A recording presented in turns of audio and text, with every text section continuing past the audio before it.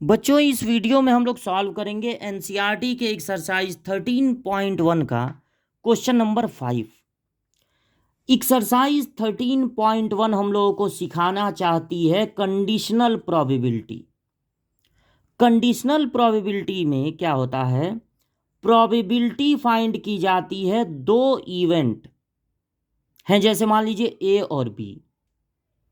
तो probability A by B का मतलब होता है बी तो हो ही रहा है, जो नीचे इवेंट है वो तो हो ही रहा है, उसके साथ ए भी हो, इस बात की प्रोबेबिलिटी।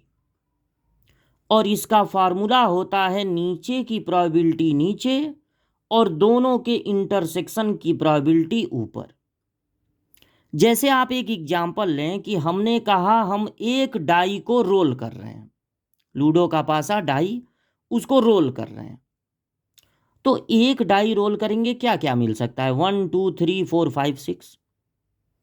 अब हमने ये दे दिया कि हमको पता है कि जो हमको मिला वो ग्रेटर देन 3 है, 3 से बड़ा है वो, ये हमने दे दिया। और फिर पूछ रहे हैं इस बात की प्रोबेबिलिटी निकालो कि वो इवन नंबर हो। हम डायरेक्ट भी पूछ सकते थे कि प्रोबेबिलिटी निकालो कि वो इवन नंबर हो, तब वो कंडीशनल नहीं होता। लेकिन हम दे दिए हैं कि 3 से बड़ा नंबर मिला है, हमको पता है, यानी एक इवेंट हमको पता है, श्योर है कि 3 से बड़ा मिला है। अब इस बात की प्रोबेबिलिटी निकालो कि वो इवन नंबर हो, तो वो आएगा कंडीशनल प्रोबेबिलिटी के ग्रुप में। प्रोबेबिलिटी ए बाई बी का फार्मूला होगा नीचे की प्रोबेबिलिटी नीचे और दोनों के इंटरसेक्शन की प्रोबेबिलिटी ऊपर। इसी तरह प्रोबेबिलिटी बी बाई ए का मतलब होगा ए तो हो ही रहा है, अब इस बात की प्रोबेबिलिटी कि उसके साथ बी भी हो, तो इसका फार्मूला होगा नीचे की प्रोबेबिलिटी नीचे और दोनों के इंटरसेक्शन की प्रोबेबिलिटी ऊपर। एक बात और, सेट में हम लोग पढ़े हैं कि cardinal number of A union B equal होता है cardinal number of A plus cardinal number of B minus cardinal number of A intersection B.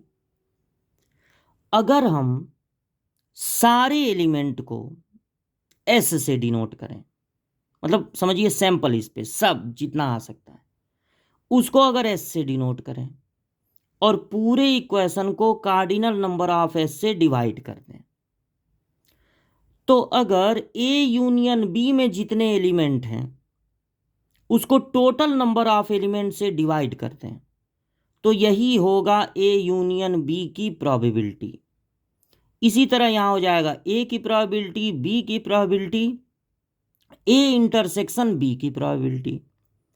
यानी जो फार्मूला सेट में कार्डिनल नंबर के टर्म में है वो फार्मूला प्रोबेबिलिटी में भी काम करेगा, बस एन की जगह लिखना है पी। तो अब हमारा जो फिफ्थ क्वेश्चन है वो है प्रोबेबिलिटी ए दिया है, प्रोबेबिलिटी बी दिया है और प्रोबेबिलिटी ए यूनियन बी दिया है। तो अगर हम प्रोबेबिलिटी ए यूनियन बी को ले लें और इसका फार्मूला होता है probability A plus probability B minus probability A intersection B, ये फार्मूला यहां पर लगा दें। तो प्रोबेबिलिटी ए दिया है 6/11, प्रोबेबिलिटी बी दिया है 5/11, इसको इधर ट्रांसफर करें 7/11 और ये माइनस में उधर ट्रांसफर कर दे रहे हैं प्रोबेबिलिटी ए इंटरसेक्शन बी।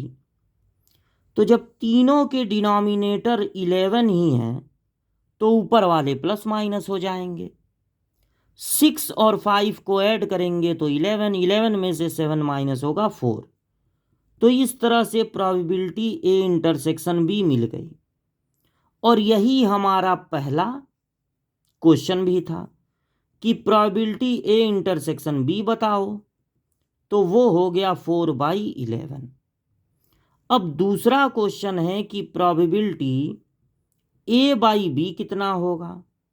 तो इसका फॉर्मूला होगा नीचे की प्रोबेबिलिटी नीचे और दोनों के इंटरसेक्शन की प्रोबेबिलिटी ऊपर।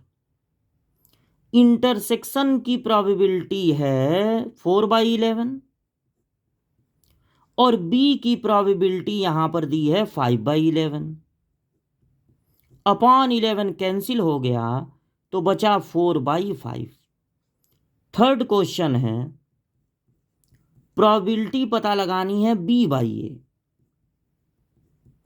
तो इसका फॉर्मूला होगा नीचे की प्रोबेबिलिटी नीचे और दोनों के इंटरसेक्शन की प्रोबेबिलिटी ऊपर। ए इंटरसेक्शन बी लिखिए या बी इंटरसेक्शन ए, दोनों में कोई फर्क नहीं है। इंटरसेक्शन की प्रोबेबिलिटी है 4/11 और ए की प्रोबेबिलिटी है 6/11। 11 कैंसिल हो गया, बचा 4/6। 2 से फिर कैंसिल हो जाएगा तो आएगा 2/3। इस तरह से तीनों पार्ट सॉल्व हो गए।